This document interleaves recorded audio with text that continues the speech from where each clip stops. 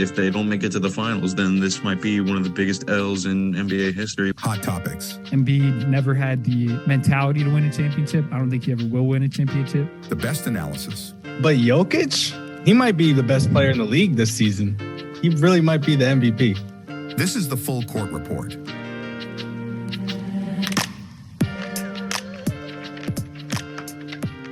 And we're back. Yeah, sir. Yes, sir. Oh, yeah. Episode number 38 of this 2024-2025 NBA season. How's everybody doing? Nice little day. How you been? Yeah, it's been a while. Been a while since our last pod, but we have arrived. It is the championship round of the NBA playoffs. And, yeah, I mean, as you can see, a lot has happened. This happened behind me. We got some new members on the beach alongside Spencer and I's team. But, yeah, so I don't know. So before we get into the NBA Finals, obviously that's going to be the majority of today's episode. But we did get some big news, so I'm kind of glad that we waited until the day before. We're recording this on a Wednesday, June 4th, so the day before Game 1. Some huge news, actually. Another coach is out. Justin, I'm sorry. Welcome to the squad. I don't know what happened this year. All of a sudden, all these long tenured coaches just decided, you know what? Let's move on. Tom Thibodeau, he's out as the New York Knicks head coach after 5 seasons with the team. Like I said, he was the 4th longest tenured Knicks coach of all time. He finished with a 226 and 174 record in the regular season, and in the playoffs, he was 24 and 23. And then this season, of course, he led New York to their first conference finals since 2000. So I don't know. Do you guys think this was the right move for the Knicks? I don't know. I think it was pretty interesting after the news was announced. They put out a statement saying that their organization was singularly focused on winning a championship. So that just tells me that they didn't believe Tom Thibodeau had what it takes to take this team to the next level. But I don't know. Justin, do you want to start or do you want to go last? Do you want to? I mean, I feel like I'm sure you have plenty to say because this has just been a really rough couple of weeks for you. I'll get it started.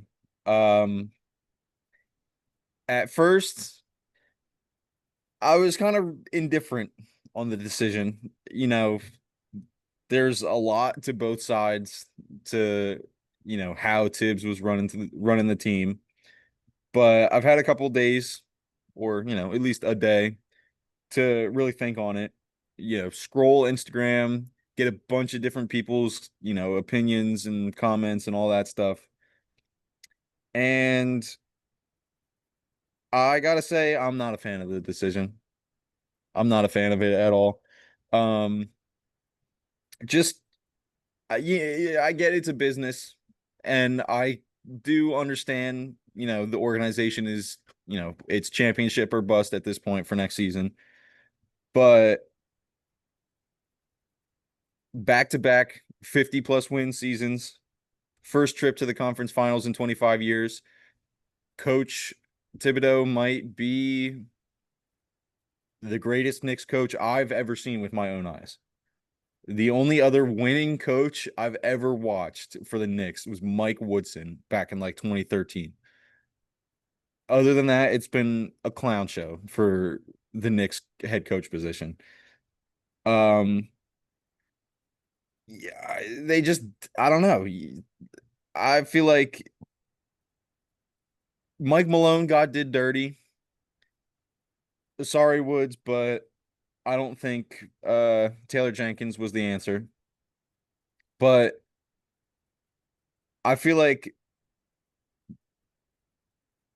I don't know, dude. The Knicks have been the laughingstock of the league basically from 2014 to 2020. Just a complete joke. We finally are, you know, a contending team, and this is how we repay him. This is how we repay Tom Thibodeau. You get fired. Um, you know, that being said, the other side of the argument is what everybody has been saying is he didn't utilize the bench enough. Questionable either not calling timeout or calling timeout at the wrong time, especially in the playoffs. Um, I don't know. I mean, we had Miles McBride and Mitchell Robinson, who are great bench players, and I think Precious Achua definitely should have got some minutes, especially in the Pacers series. I feel like he would have been a great matchup against Pascal Siakam. But what else do you want Tibbs to do? He's got Cam Payne, Landry Shamet, and DeLon Wright as the only other options basically on the bench. What do we really expect from him? Like, we're in the playoffs. We're playing, obviously, some of the best teams in the league. I don't think that's the time to be throwing out, any old player that you got on the bench. We talked about this, I don't know when during the season this was, but there was that report of Mikal Bridges saying, it's not fun on the body, all this stuff about playing all these minutes that Tibbs had him playing. But I still stand by what I said when that came out is him, OG, and Josh Hart are some of the best wing defenders in the league. So his job as coach is to match them up with the minutes that the best wing scorers on the other team are getting. If you can't handle that, go play somewhere else, pal. But there were plenty of times during the playoffs where, you know, Brunson turns the ball over 3 times in a row, whatever it is. I'm just making stuff up. And I'm like, you know what? This might be the perfect time to call a timeout and get Miles McBride in. And Tibbs just doesn't do it. Or Miles McBride is playing really well off the bench and he takes him out to get Jalen Brunson in. Just let the hot hand do their thing. And, Tibbs was kind of just stuck in his way, wasn't able to adapt. And for that reason, I can understand the firing, but whatever happened to having like a whole team meeting and just being like, yo, Tibbs, like everybody's telling you this is what we think you should do. You know, do us a favor and hear us out and let's try it. You know, we basically have the same roster next season as we did this season. Let Coach Tibbs, let him do his thing for half the season. Wait, let him do his thing until the trade deadline. If he's still only playing the starters, weird rotations, questionable rotations, then, trade deadline ish. If you need to fire him, then you do it then. I feel like you can't just after the first conference finals in 25 years, you lose and you're like, you know what? This guy was the issue. There's a lot of different things that go into why they didn't win this series. And I don't think you can put it all on Tibbs. And I think that's all I got to say. I don't know. I'm a little disappointed in it. I can understand it, but in my opinion, I think it was the wrong decision. I'm gonna go next. I think that Tibbs is a great coach. I think he did a great job building a winning culture for the Knicks and just changing the general perception of the team, like to the rest of the NBA and their fans. But I think that certain coaches are good for certain things in the NBA, and I'm not sure that Tibbs was the right guy to win a championship for the Knicks. Like you talked a little bit about how he wouldn't open up his bench rotation more than like 7, 8 people.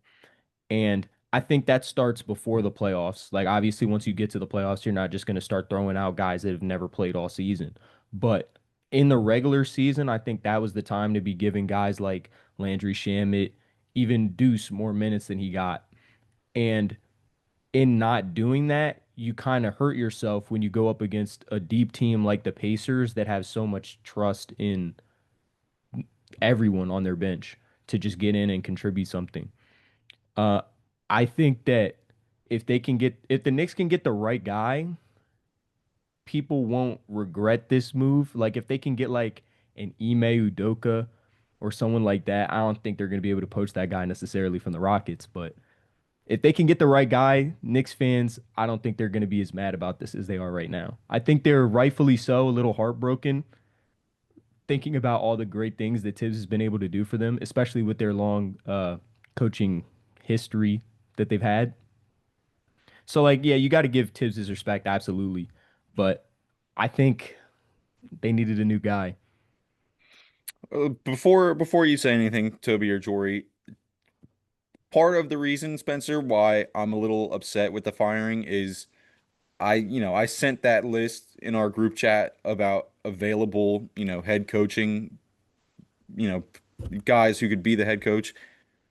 It's not a good list. It is not a good list of guys to hire for head coach. So Don't that like the is, odds of Stephen A. Smith becoming the next. yeah, I mean, obviously that's a joke, but you know, out of all of those options who were on the list, I think Tibbs would have been the best option. Like if we had a different head coach and Tibbs was on that list, he'd be the number one guy that we were trying to hire.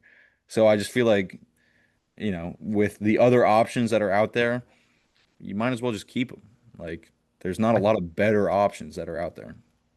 Tibbs did all he could with his coaching philosophy for this team.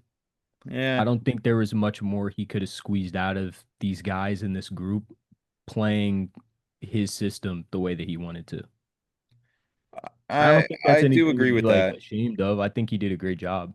No, I agree with that. I saw some guy online saying that um this was Tibbs' ceiling was, a great playoff team, but he's not a finals he's not a championship winning coach. And to a degree, I I agree with agree with that. to a degree I agree with that, but like dude, if we didn't sell game 1, it's Knicks Thunder right now, I guarantee it. If we didn't sell game 1, it's Knicks Thunder, I guarantee it. All right. Do you mind if I jump in? Because I want to talk about the whole like unproven versus veteran coaches thing. Because I honestly don't believe in this whole like, oh, you need to hire like a proven, go out like Spencer mentioned, like Ime Udoka.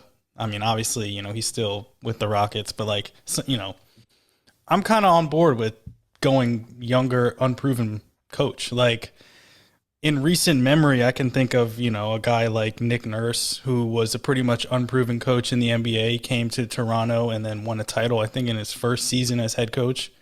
Yeah. Joe Mazzulla, obviously, recently with the Celtics. And then Mark Dagnall, he didn't win in his first year, obviously, but he has a chance to win this year. And this is his first job with the team, or first job as head coach with the Thunder. So, like, I'm really not against the whole, oh, you need to find someone who has a championship pedigree. Like, look at Doc Rivers in Milwaukee, or in LA. Like, obviously, he had won a title in Boston previously, but he hasn't won anything since. And, sometimes that experience is a little bit overrated. So, again, I know a lot of people are calling for like Michael Malone to go to New York, and I see why, because he actually has ties to the New York, New Jersey area. He grew up in New Jersey, I'm pretty sure, and his dad was an assistant coach for the Knicks in like the 80s. So like he has ties to the organization. But again, I'm kind of on board with like finding somebody brand new who has like new ideas, who I think players might respect, in a different way. Someone who is more adaptable, willing to change, not stuck in their ways. So I totally get your frustration as like a Knicks fan being like, okay, finally we have a coach that seemingly knows what he's doing. We're consistently in the playoffs and winning playoff series. But I think what Spencer said is right. Like some coaches are there to kind of get you out of that rut that you've been in for so many years, completely overhaul the culture. And then other coaches are there to take you to that next level. Like, another example of this would be Mark Jackson and Steve Kerr, right? Like Mark Jackson essentially built what the Warriors were up until the point where, they were just losing in the playoffs. And then Steve Kerr comes around and they win 4 titles. So it's like, I don't know. Not saying that, you're going to find the next Phil Jackson or like Pat Riley, but I feel like there's nothing wrong with, making a coaching change. And honestly, like, what else do you have at this point? Like, you kind of did all of the things a team does to, make a push for a title by trading for a star in Cat. You have another star, obviously, in Brunson. You made, those kind of like around the fringe moves with like OG and McHale and all of that. So it's not really about the roster, in my opinion. So I don't know. I'm not really against the whole firing of Tibbs, but I do like Tibbs, and I do feel like he'll probably land somewhere else, whether that be as an assistant or a head coach somewhere. But Yeah, I think wherever Tibbs goes next, he's going to do a great job. I still think he's a great coach. I just don't know if he's the guy to take the Knicks over the hump. Sorry, Toby. All right, I guess I'll keep it short and sweet. I'm with the Knicks on this one. I agree with the move. I think it was time for Tibbs to go. Although I have been very critical about the Nuggets firing Mike Malone and the Grizzlies firing their head coach. I feel like you guys pretty much, said everything, but I think Justin is right. Tibbs was a little stuck in his ways, a little bit old school. And I agree with Jorie too. He made a good point where I think it's time for, to find a guy with new ideas. I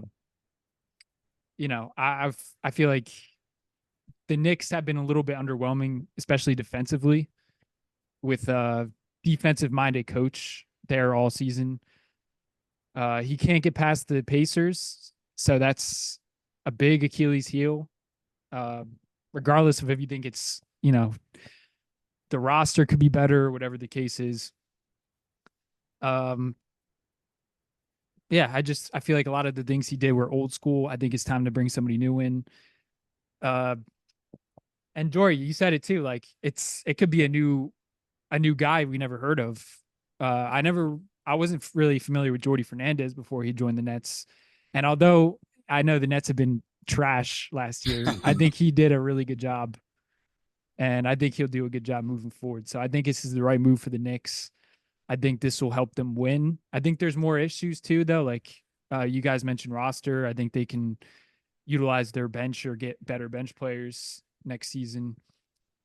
I'm not going to really hypothesize on who I think will be the next head coach, but I think it's time for a new start. Obviously, you're keeping the same core in New York, so they're going to be competitive. They're going to be contenders. And I think the Knicks are making the right move, and hopefully they can get somebody a little bit more modern thinking over there. Quick question though, before we move on. Do you guys think that Tibbs would have gotten fired if he had lost to someone other than the Pacers? Because I feel like losing to the Pacers, like a key rival, kind of exacerbated the problem that they had with him. Yeah, Like, no, if they could lose to anybody, the Pacers was probably the worst possible team.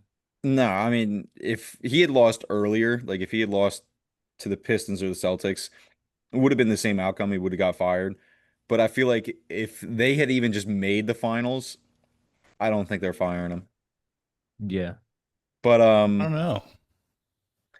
you don't know? Because I feel like it's a combination of both. Like I think it's a combination of losing to Indiana, 2 years in a row, but also like being so close to the finals, right? Like, they were essentially, a game or two away from, being in the finals. And, obviously we'll talk about it in a second. The Thunder would have been a tough matchup, but like, I don't know. I kind of feel like it would have happened.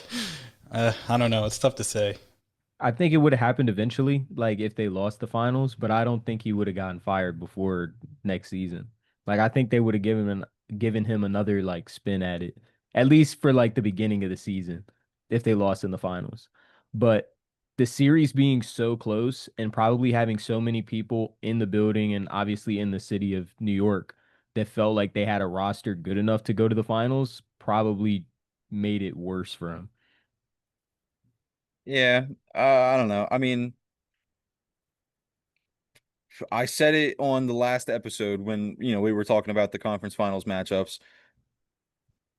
I still stand by it. Like, I'm not gonna flip-flop on my opinion on this. New York had the better starting lineup than Indiana, without a doubt. Like, there's no none of you clowns could argue with me and make me change my mind that New York had the better roster or better starting lineup.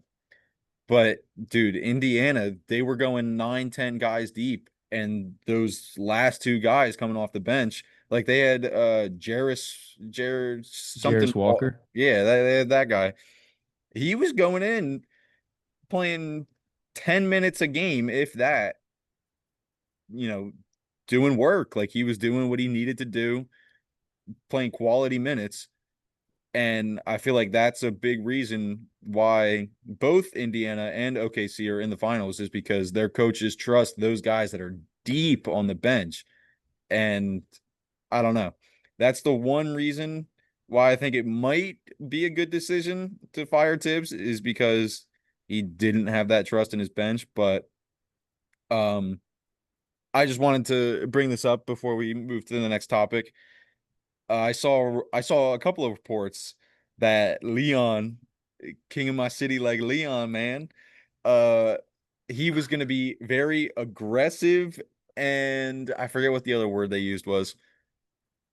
Active and aggressive during free agency, and I think that just started with firing Coach Tibbs. This guy is full championship mode. He's going to do whatever it takes, and I'm sure we'll talk about it, sooner or later. But I'm really excited to just kind of, I don't know, yap, just yap about who the Knicks could sign. I feel like this is going to be a great offseason for New York, baby. Even though we just got rid of our head coach, and I love Tom Thibodeau, bro. I've always loved Tom Thibodeau, even when he was the head coach of the Bulls. I don't know. I feel like even though I'm being a big hater on the whole decision of firing him, I feel like regardless of who we have as head coach, it's going to be a real easy job to coach the New York Knicks, because I feel like we got a great roster right now, and it's only going to get better. You know what's funny about Knicks fans is they say the same thing every single year. They think they're going to get every single player. They thought they were going to get Zion. They thought they were going to get KD and Kyrie, Donovan Mitchell. If they're a free agent, you name it, and it never ends up happening. All right. Didn't the Nets think they were getting Cooper Flag? The whole that's different. the whole KD and Kyrie and Zion thing. What are you gonna do? That's just the media. That's just the media getting in my head, making me believe things that aren't true. But we really should have had Donovan Mitchell. That guy, I don't think it was his decision to go to Cleveland, but whoever's the clown in New York that was like, nah, we don't need Donovan Mitchell. They fumbled it. They fumbled it for sure. I mean, I'm totally fine with Brunson. Brunson's doing his thing, putting up all-time numbers in the playoffs, but we should have had Donovan Mitchell. Oh, yeah. I mean, like you said, it's going to be a very interesting offseason. It might be an easy job, but it's going to be a stressful one because they're going to have really high expectations. That is true. But I saw Shams had said, we in the last couple years we've had some pretty crazy offseason, like free agency, stuff going on. That guy Shams said this might be the craziest offseason he's ever seen. So we got to be prepared, bro. We got to be ready. Yeah, I mean, we did see maybe the biggest trade in NBA history this year with Luka, so anything is possible. We got 2 first ballot Hall of Famers potentially might get moved this offseason in Giannis and KD.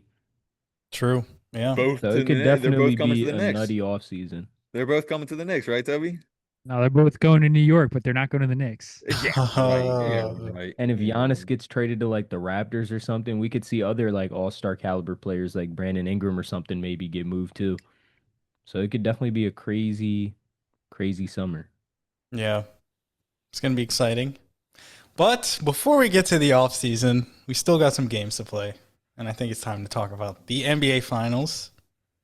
So the top-seeded Oklahoma City Thunder are set to battle the fourth-seeded Indiana Pacers in a matchup for what would be each franchise's first title. I think I mentioned this maybe last week, but the Supersonics, they did win in 1979, but, you know, I don't know if Oklahoma City fans really consider that part of their franchise's history.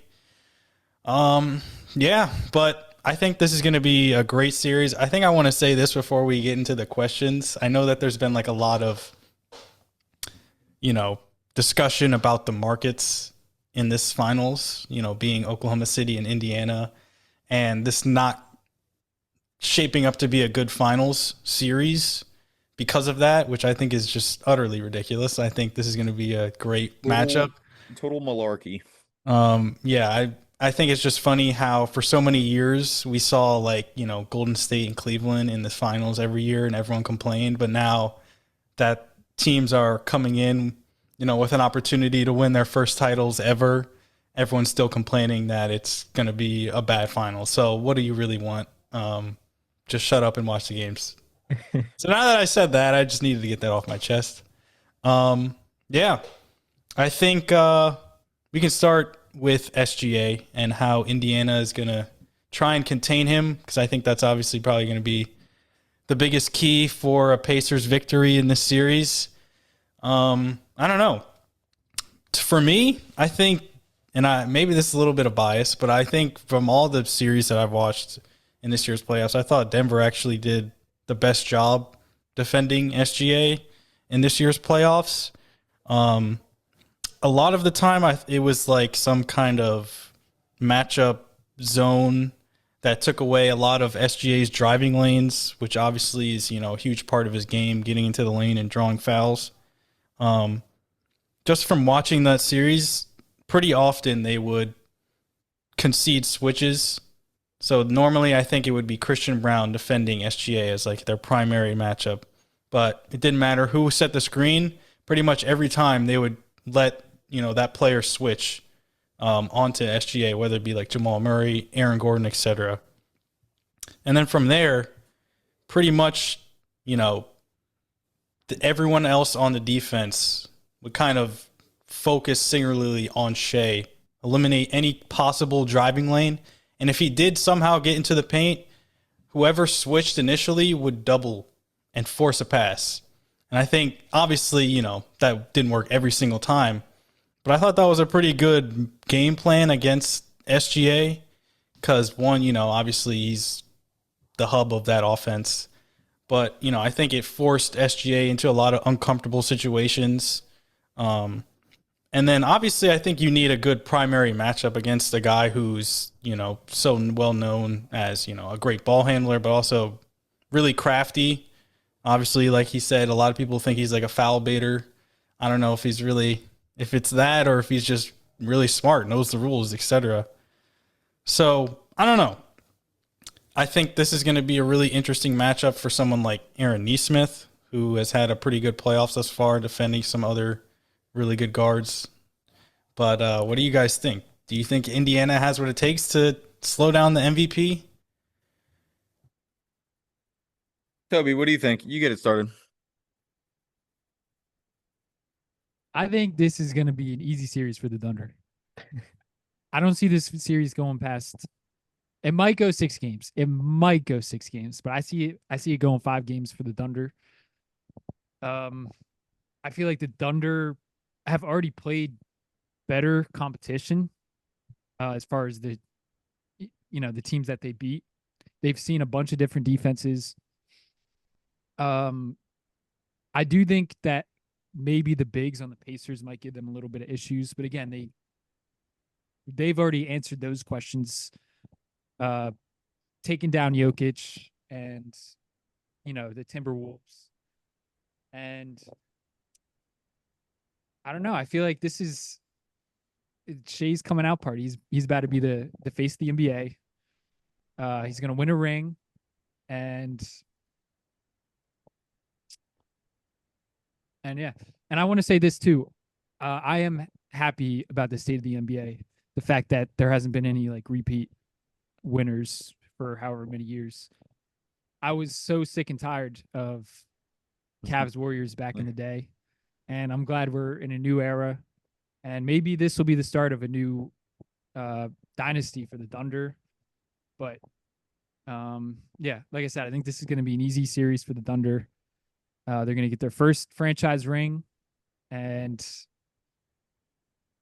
yeah, we'll see.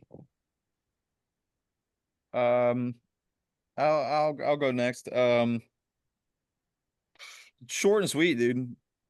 Indiana can't stop SGA. Can't do it. Naismith, Nemhard, whoever they had on Brunson, Eastern Conference Finals, they were getting frustrated with the flopping from Jalen Brunson. And you kind of brought it up for a little bit, Jorie. This whole, foul baiter nonsense. SGA is just a smart player, bro. If you just played better defense, you wouldn't be fouling him. It's that simple. So, if they were complaining about Brunson flopping, I can't wait to see what these Indy fans have to say about SGA's flopping or foul baiting. But I was watching every minute of that Eastern Conference Finals.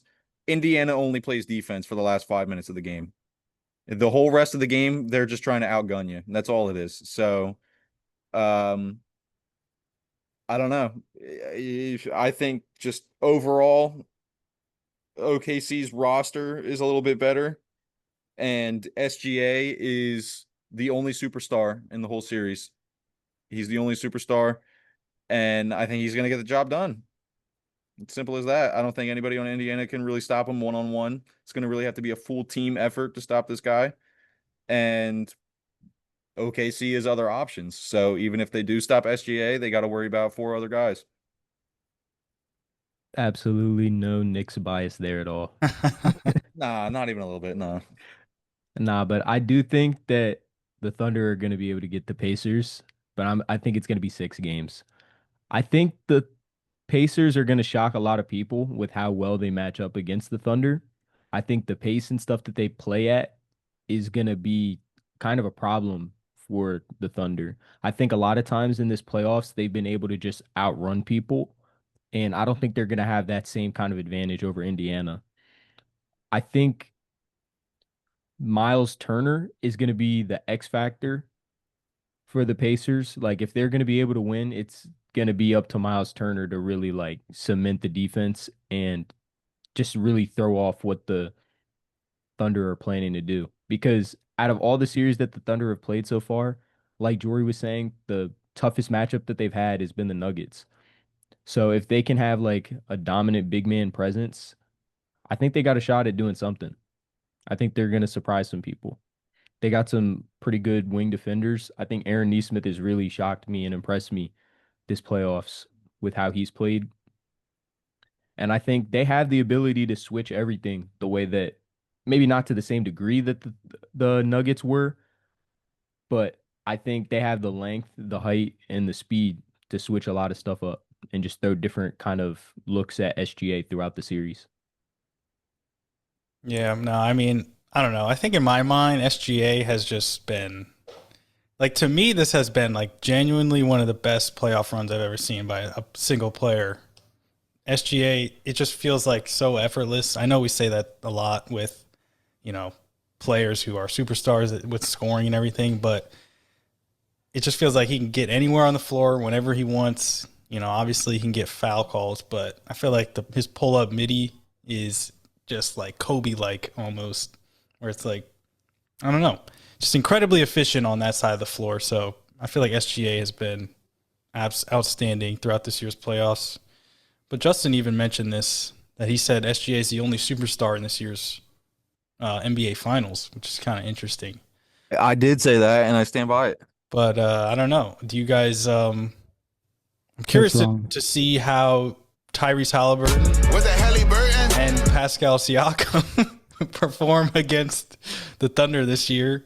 To me, for Haliburton at least, I think it's all about maintaining control of the ball, not turning it over against the defense, who on average forces 18 turnovers a game, which I'm pretty sure is the best in the NBA.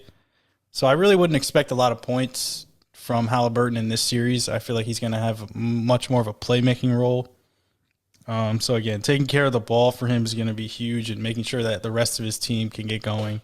And then as for Siakam, I really wouldn't expect him to have a great series either. One thing I noticed against this Thunder defense is players that play kind of more back to the basket really struggle. Like I saw it against Jokic a lot of the times, and against even Julius Randle in their series against the Timberwolves. And Siakam, not saying that he can only play out of the post, but actually this playoffs, has the 4th most shot attempts from the post of any player, only behind Jokic, Kat, and Alperen Şengün. So I'm kind of a little bit nervous, I guess, for Siakam, because I feel like, again, the Thunder, whenever you turn your back to the basket, they're swarming you.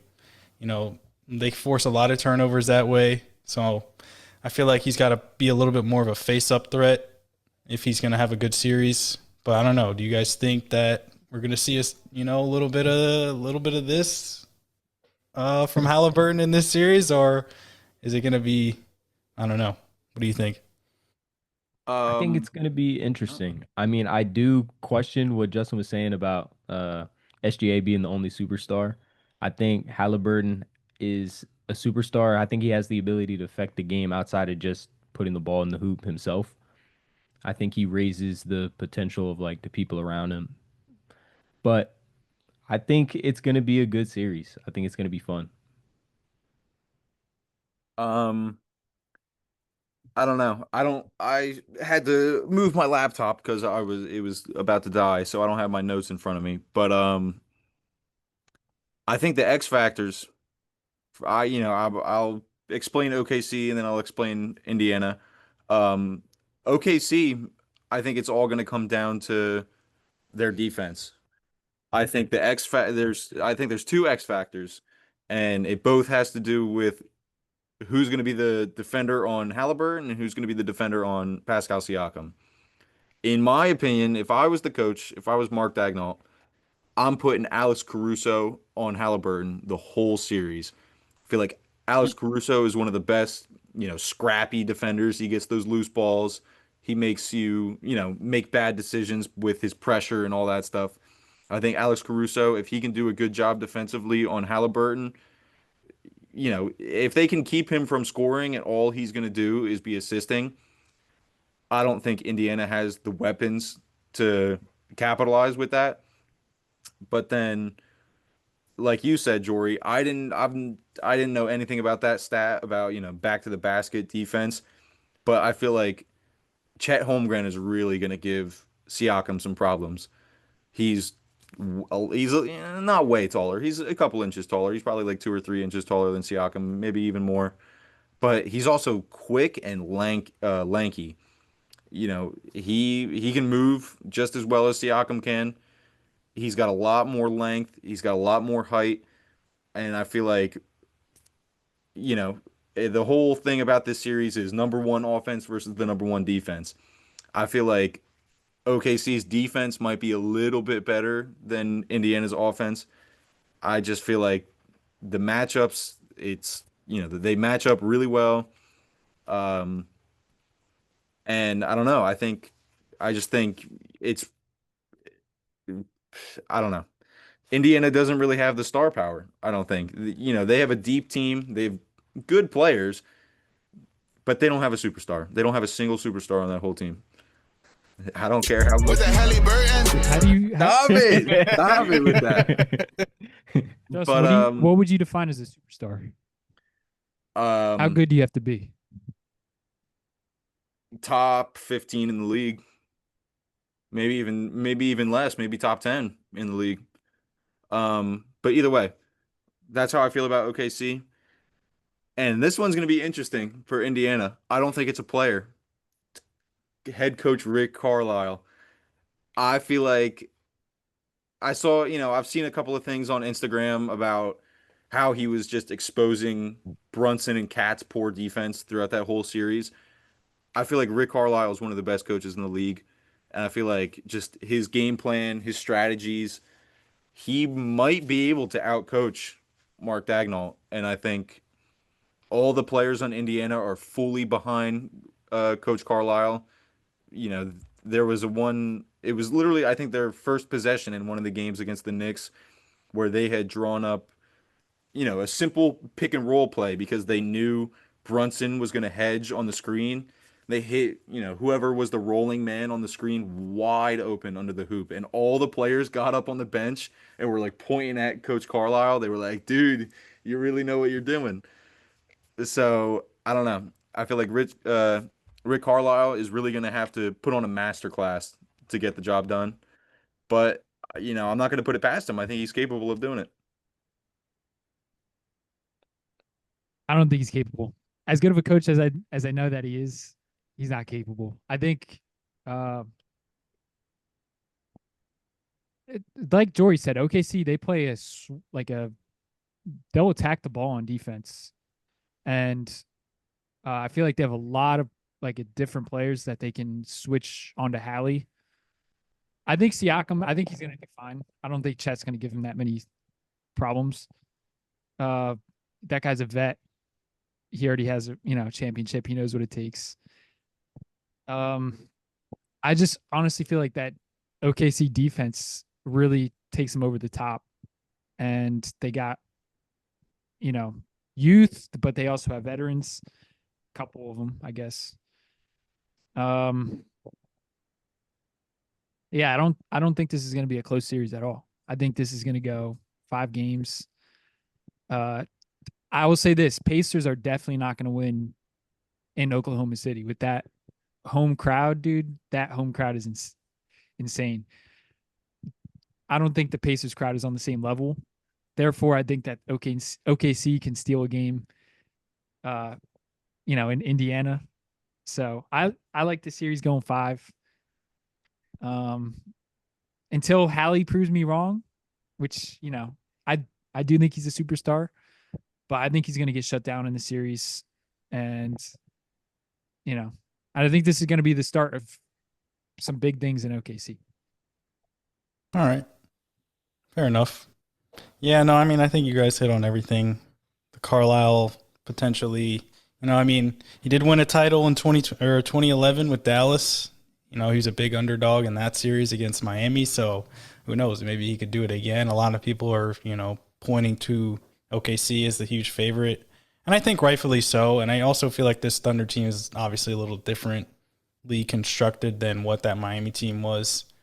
And they also have a little bit more chemistry with each other. So I don't know if it's necessarily the same thing, but I do feel like you're right, Justin. Rick Carlisle being one of the best coaches in the league, I feel like he can make adjustments on the fly. But I also feel like Mark Daigneault has built a really great infrastructure, both offensively and defensively, and obviously gets the buy-in from all of his players as well. So I really don't know if it's that much of a difference to where it's going to make, the Pacers, come out on top here in the series. But like you said, Toby, I think I'm going to say Thunder in 5. I feel like this Thunder team has been just on a different level all year. And I feel like at the end of the day, a good defense is going to beat a good offense. It's pretty much what it comes down to. I feel like defense travels better, and it can be the backbone of a championship team, and it has been. And I know that the Pacers kind of have a cunning edge offense, playing really up-tempo, getting out in the fast break. But the Thunder's offense is pretty similar in that sense. But I just feel like defensively, they're just going to be too much to handle for Indiana. So, yeah, we'll see. It's going to be a good series. They have more aura too. So I feel like that might. Aura King. That's really what it really matters. That's really all that matters. Spencer, I see you shaking your head down there. Yeah, I'm shaking my head. You can't sit here I'm and tell mad me at that the Hallie Thunder. has any aura, bro. They really sent home the Grizzlies, and now they're about to win a chip. Yeah. It grinds my gears. Hallie is just Tatum Jr. No matter how hard he tries, he has no aura. I don't know. He's got more aura than Tatum. Nah. Dude, look at that picture that Jorie's got behind him. Yeah, the guy stole Yeah. The guy stole Reggie Miller's celebration. I can't even I mean, come up with his dude. own thing. You're telling And me you know what? I want to talk about that gosh darn guy, Reggie Miller. Get this guy out of here, bro. He should not be commentating on the Knicks Pacers game. Like that guy I want the is Pacers fans to tune literally in. a conflict of interest. They But it's should. okay. It's okay if Mike Breen, who's the Knicks play-by-play guy, to He do it. didn't. He didn't do one game. What do you mean? Mike Breen wasn't on ESPN? Oh, he was on ESPN. Oh, you're right. It was TNT. No, it was Doris Burke and Richard Jefferson and Kevin Harlan. That guy Mike Breen is Kevin like Harlan was the on highest guy. TNT with Reggie, but Mike Breen was on the Western Conference. All right, I'll give you that. Yeah, no. That guy Mike Breen is also the least biased guy of all time. Guy doesn't care. I mean, you're acting as if like Reggie had like some sort of impact on the game. Yeah, That right. guy was at the I don't know what you call it, the Eastern Conference Championship ceremony. Like that guy was standing right in the middle of the frame. Like get As he outta should. here. He was Pacers giving legend. his No, aura get that to guy out of here. Hallie. I am just being a hater. I'm definitely just being a hater. But get that clown out of here, bro. Yeah, I don't know. I think you just might be a salty Knicks fan. No, I am. Yeah. He was doing a pretty good job, honestly. I gotta say. He was definitely giving the Knicks respect when we deserved it, but He was a little biased on the Pacers. You could tell he was rooting for them though. a little bit, yeah. No, you could tell he was rooting for him, but he was doing his thing. He was giving us respect when it was deserved. Yeah, I don't know. Well, when Carmelo's on Amazon or whatever it is next year, he'll be doing that for the Knicks. So don't worry. Oh yeah. Yeah. But I mean, I don't know. All things considered, I feel like this is going to be a fun series, a fun close to the season. And yeah, I mean, I don't know if you guys have any final thoughts. I saw the Knicks were thinking about trying to poach Jason Kidd. Would that make you mad, Toby? Yeah, a little bit. Yeah, Why definitely. would that would make me Toby mad? Just the Nets connection. Jason Kidd played for the Knicks. I mean, yeah, but like But he played for that the was Nets way and he sicker coached on for the the Nets Nets. than the Knicks. Well, I don't know. I really can't. I can't even say who I want as a coach. It sounds like the front runner is this guy Johnny Bryant. I don't know anything about this guy. I know he was an assistant coach in a bunch of different places in Cleveland, and I'm pretty sure he was an assistant coach for us. I'm not sure though. But I don't know. You know what? I have faith in Leon Rose. He really hasn't missed since he's been here. So I'll give him the benefit of the doubt. I think he's gonna do his due diligence, make sure he's doing a good job searching for the next coach, and we'll see what happens. This is what I'll say, Justin. I'll say this unbiasedly. Trust the process. Your team is still going to be good next year, especially if you guys have a good off season, get a couple extra players or whatever, and it's going to be fine. Like your next season, the Knicks will start winning games. You won't even remember this guy Tibbs. You'll be on a whole new team. Yeah, but I don't know. I'm wearing the shirt right now for this season. Shout out to the Bacher back pages. Great great Knicks gear here for anybody who's a Knicks fan. But I don't know, man. Just I follow so many Knicks like fan pages and meme pages, and I don't know. It seems like we were one big happy family, and now Papa Tom is gone. I don't know what to do. It's for the Why don't you best. go cry? Go cry, maybe, honestly, at this point. We'll see. But yeah, OKC in 5. Haliburton's not a superstar. Indiana will never win a championship. Reggie Miller Oh my sucks. gosh. Reggie Miller sucks. You know what? I gotta give it to that guy, Pascal Siakam, bro. He might be that guy, bro. I really like Pascal. And I'm hating on Haliburton, but I really do like Haliburton. Great guy, great player, great guy, great You trash said he talker. wasn't a superstar, not top 15. Now you're trying to give him I respect. still believe that. I'd say he's probably like What is that? I don't know, 18, 19, 20, best player in the league. Where do you have him on the point guard list? He's behind Brunson. He's behind Trey Young. Trey Young. He's behind Curry. He's behind Cade. He's behind SGA. And if you count Luca as a point guard, he's behind him. And I think that's it. Was it Haliburton? All I think right. you're tripping a little bit. All right. Yeah, there was some bias in there, but we can save it for another I episode. just gave Trey Young his respect. I hate that guy Trey Young's guts. Like, seriously hate his guts. And I said he's better than Haliburton. I'm not being biased. I don't know about that one. I don't know. He doesn't. I don't know. I don't know. You can't We'll be save a it for an superstar. off-season. We'll save You it for can't be a another superstar episode. and put up like 8 points or whatever it was in game 5. I think it was. You can't put up 8 points. Like, you're Dude's not- averaging like 10 assists though, basically throughout that series. Like, Brunson was averaging like 7 or 8. So he was averaging like 19, almost 19 and 10. yeah, Brunson averaged like 29 and 8. Well, you got the dub though.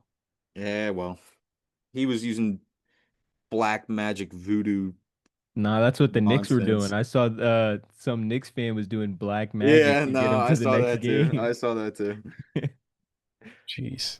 They Jeez. should have ran that back. Rituals. They were doing the, for satanic game rituals for the Knicks to win. They ran out of juice. Wow. I don't know. I don't even know what to say to that. But yeah. Maybe we'll do another episode in the middle of the series. I don't know. We'll see. We'll see how it goes. It might be over quickly. So but yeah. It's been a good season. Good season. Yeah, man. Overall. Yeah, man. Did it. So. Fun series. Can't wait till next year when the Grizzlies come back and punch every team in the mouth. Oh, we'll see about that. We'll see. When Guy John Thomas is Morant a puts your criminal. favorite player's favorite player on a poster. He's a criminal. Jeez. Wow. All right. Well, Name a crime he committed. just like that, we're gonna get out of here. Yeah, before anything something else dicey. happens. Yeah. So good stuff, and we'll be seeing you.